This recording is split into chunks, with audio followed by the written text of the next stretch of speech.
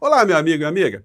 Se o Jornal Nacional, que é o principal telejornal aqui no nosso país e que, como você já sabe, entra na casa de milhões de brasileiros e forma a opinião pública de uma parcela considerável do povo brasileiro, na noite de hoje tiver o mínimo de profissionalismo e de decência jornalística, eles terão que mostrar o que aconteceu hoje na Europa, no encontro do G7 envolvendo o presidente Lula e o presidente norte-americano Donald Trump.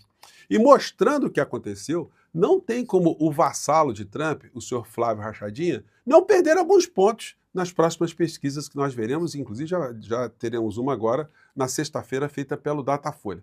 Pois bem, vou conversar com vocês sobre o que está acontecendo e ao final trarei cenas que eu já gravei já nas ruas com uma equipe de TV, graças ao seu apoio aqui, essa nossa caminhada, nessa pré-campanha para deputado federal, a você que está assinando o abaixo-assinado e você que está fazendo a sua doação, que sempre é muito importante, não só pelo valor, mas por você ter uma conexão com esse aqui que vos fala, tá legal? Se você chegou agora, venha participar aqui do nosso portal também, se inscreva aqui no nosso portal, compartilhe os nossos vídeos, dê seu joinha, mande seu comentário, que são formas da gente chegar a mais pessoas como você, e sempre leia o primeiro comentário quando você for fazer o seu comentário também, porque ali tem os links de tudo isso que eu estou falando, tá legal? Você aqui é muito importante, você é muito bem-vindo e muito bem-vindo. Bom, vamos aqui aos temas, né? Começando aqui com essa história. Essa pesquisa aqui já detecta uma tendência de esvaziamento da candidatura do senhor Flávio Rachadinha. Nós sabemos que ele não ficará com zero, porque tem um piso ali, porque infelizmente tem uma parcela da sociedade brasileira que ficou muito adoecida. Agora, esse não é um fenômeno exclusivo daquilo que a gente chama de bolsonarismo, não. Isso é uma parcela da sociedade, ou das sociedades, ressentidas, adoentadas, descrentes, despolitizadas, que possibilitam o surgimento de vigaristas. Isso explica, por exemplo, o Milei na Argentina. Milei surgiu agora, né? Quem era Milei? Milei era um desconhecido, mas aí ele também catalisa todo esse sentimento de extrema-direita que é sempre funcional no final da história, porque estressando as sociedades não percebem os seus principais problemas, ficam ocupados com os lunáticos, os gangsters, os vigaristas, os traidores, os entreguistas, e aí a gente acaba perdendo um tempo precioso sobre a discussão da nossa realidade concreta. Então é um papel que Milei está desenvolvendo ali na Argentina, Bolsonaro desenvolve aqui no Brasil, o clã Bolsonaro, Trump nos Estados Unidos e outros dos seus filhotes ideológicos espalhados por todos os cantos. Mas essa pesquisa mostra que a candidatura dele aqui está sofrendo abalos muito sérios e sofrerá mais ainda a partir de hoje. Lula amplia vantagem e venceria Flávio Bolsonaro por 49 a 37 no segundo turno. A pesquisa da CNT-MDA, ela é muito confiável, é uma das que mais acerta os prognósticos em eleições aqui no Brasil. Então, teve esse indicativo. E aí teve uma notícia também que, olha, enquanto eu estou falando com vocês, pode ser que o destino do criminoso mor da nação esteja sendo modificado, ou seja, ele seja remetido para a Papuda de novo, o complexo da Papuda, muito antes do que eles estavam imaginando. Porque, gente, que história é essa? Bolsonaro confirma ao STF que a arma apreendida com o sargento era dele. Hoje eu vi um debate na Globo News, os jornalistas discutindo, não, mas ele é militar, então ele tem porte de arma, e então, naturalizando. Gente, uma pessoa que está cumprindo uma cadeia, seja onde for, não pode ter arma. Ah, não, mas aqui a defesa disse que o ministro Alexandre de Moraes não especificou que tinha que entregar armas também. Francamente, o cara vai para a cadeia, precisa especificar o que tem que ficar do lado de fora da cadeia, da prisão domiciliar? Francamente, gente. Pô, ele não pode ter ferro de soldar em casa, já tinha ferro de soldar, né? Agora está se discutindo se ele poderia ter arma ou se não poderia ter arma. Vamos ver que o ministro Alexandre de Moraes vai decidir dessa situação completamente estapafúrdia. O Bolsonaro descobriu que a arma estava imprestável, por isso ele mandou consertar a arma. Lógico que se ele estava fazendo isso, ele estava manipulando a arma. Agora, se a defesa estava querendo tirar ali mecanismos para que a arma não funcione, porque estava preocupado porque ele não está com a sanidade mental muito boa, ora, se ele não está com a sanidade mental muito boa, porque está tomando remédio, então ele não pode ter uma arma em casa, por esse motivo também. Gente, é uma situação de um surrealismo inacreditável. Então, vamos ver que o ministro Alexandre de Moraes, que estudou muito direito na vida, né, ele deve ficar perplexo. Cada dia essa gente demente, essa gente mau-caratista apresenta uma situação completamente amalucada. Trump diz que conversou com Lula no G7, chama Brasil de país politicamente difícil e confunde filhos de Bolsonaro. Olha só, gente, tem gente falando coisas para o Trump ali. O Trump, numa irresponsabilidade demencial, mal-caratista, gangsteriana, chega e dá declarações com a maior irresponsabilidade, trocou as bolas todas. E aí estão os filhotes traidores aqui colocando fotos, né? Estamos indignados, mas não destemidos com a notícia vergonhosa que Bolsonaro, por acusações falsas, se equivalem a uma lei mais à esquerda. Umas declarações totalmente estapafúrdias de americano que não está entendendo nada do que acontece aqui no Brasil. E aí acontece isso. Eduardo Bolsonaro diz que Rubio não vai extraditá-lo e que Trump deveria ser réu no processo que condenou no STF. Gente, é uma falta de noção absoluta. Vê se o Supremo Tribunal Federal, se alguém aqui, a Procuradoria-Geral da República, vai incriminar, denunciar algum chefe de Estado de qualquer nação espalhada em qualquer parte do planeta. Não é competência, não é da nossa atribuição entrar na jurisdição de outras nações. Mas aí o que acontece? Os criminosos bolsonaristas, eles estão querendo criar essa cisânia, vitaminar qualquer tipo de confronto, para que, na visão deles, o Trump intervenha aqui no nosso país e salve esses criminosos todos, né? E a gente pode perceber isso nessa entrevista aqui, porque foi perguntado ao Trump algumas coisas objetivas, aqui pela repórter da Rede Globo, né? A pergunta foi essa, e vocês vão ver que eu acho que está legendado, dá para pegar direitinho.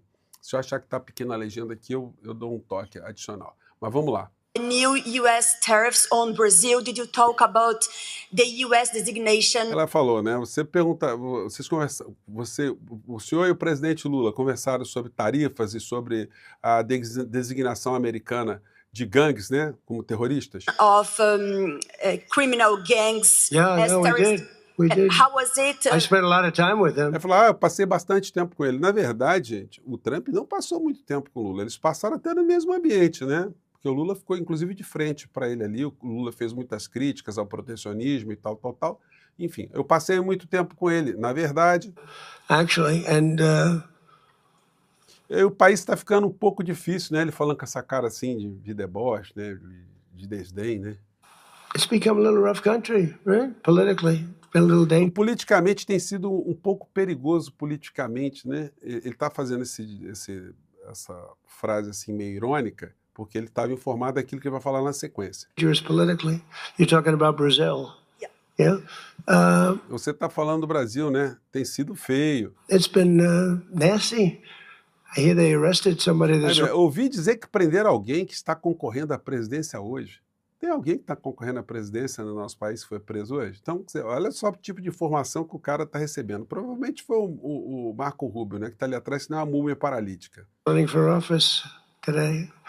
I found that out after we left. Fiquei sabendo disso depois que saímos. Acabei de despedir dele, né? Do Lula, né? I just said goodbye to him and I heard that they arrested. Eu ouvi dizer que prenderam o Bolsonaro Júnior. Será que prenderam o Jair Renan? Mas o caçula, né? Enfim, não era isso, né?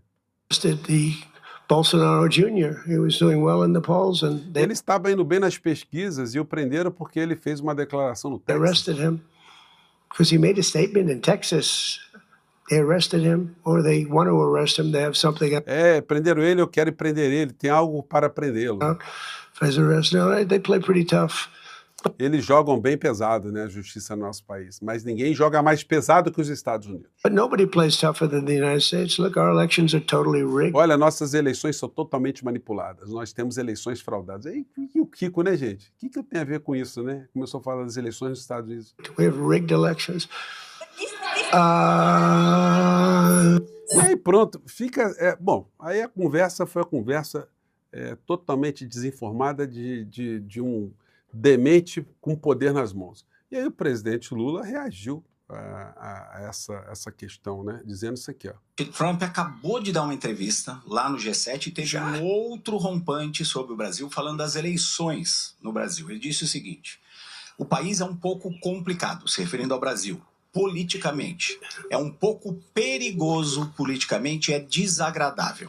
E aí ele continua: ouvi dizer que prenderam o Bolsonaro Júnior. Eles o prenderam ou querem prendê-lo porque ele está bem nas pesquisas. Talvez ele tenha feito alguma confusão. E aí ele faz uma outra observação. Eles jogam pesado presidente. E ele fala das eleições, portanto, fala disso, que o Brasil é politicamente perigoso, e depois ele fala uma outra frase que soa até um pouco como uma ameaça. Eles jogam pesado, mas ninguém joga mais pesado que os Estados Unidos. Eu queria a sua reação a esse comentário sobre a política brasileira e as eleições. Obrigado. Olha, eu acho que ele conhece pouco o Brasil. Se ele conhece o Brasil pela relação que ele tem com a família Bolsonaro, ele desconhece o Brasil. O Bolsonaro já está preso. O que nós achamos é que os bolsonaristas que estão nos Estados Unidos, que vai por alguns delegados da Polícia Federal, que estão lá como o Ramage, que vai pelo pessoal Cláudio Magro, sabe, da Refit, onde nós prendemos 250. E o endereço da casa que essas pessoas estão em Miami. Que eles poderiam entregar para a gente isso. Quer combater o crime organizado? Entreguem os bandidos brasileiros para a gente poder prender. A Polícia Federal está ávida para ir lá. Até o Ramage já foi preso, mas eles soltaram. Então, deixa eu lhe falar uma coisa. Não tem país no mundo. E os Estados Unidos poderiam aprender com o Brasil de eleições mais tranquila, mais leve e menos conturbada. Não tem país do mundo que tem um sistema de urna eletrônica como o nosso, em que 2 horas após terminar as eleições, a gente já sabe o resultado em 27 estados da federação, já sabe quem é o presidente eleito, quem são os governadores, quem são os senadores, quem são os deputados. A gente não fica como no século passado com voto no papel, uma lista com 500 nomes. A gente não fica. Como nos Estados Unidos, né? Então, se tem alguém que tem que aprender com as eleições civilizadas no Brasil, é o meu amigo Trump.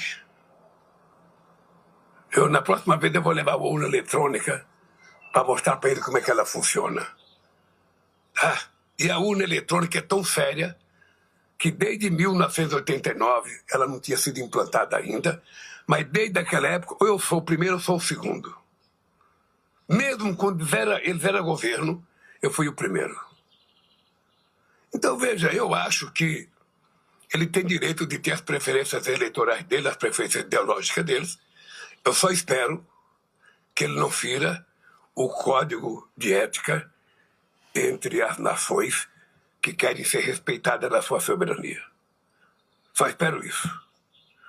Para mim, ele pode continuar gostando do Bolsonaro, do pai, do filho, do neto, não tem nenhum problema. É um problema dele. Afinal de contas, gosto não se discute. Agora, não se meta nas eleições do Brasil, porque as eleições do Brasil é um problema do Brasil. Então, gente, o Lula reafirma a nossa soberania. Obviamente que isso vai ser exposto ao longo desses próximos dias e durante essa pré-campanha toda a presidência da República, né? Isso aí vai dar mais repercussão, eu vou falar sobre essas repercussões mais com vocês. Mas eu queria agora, nessa parte final, já mostrar para vocês José na Rua, portal do José na Rua, né? É engraçado que as pessoas às vezes me encontram, né? Ah, você é o portal do José? Eu falo, exatamente. Aí digo, eu sou José Fernandes, tá? Mas o nome do portal é o Portal do José. Então, essa aqui é a abertura já de uma série de papos que eu vou começar a mostrar para vocês, tá?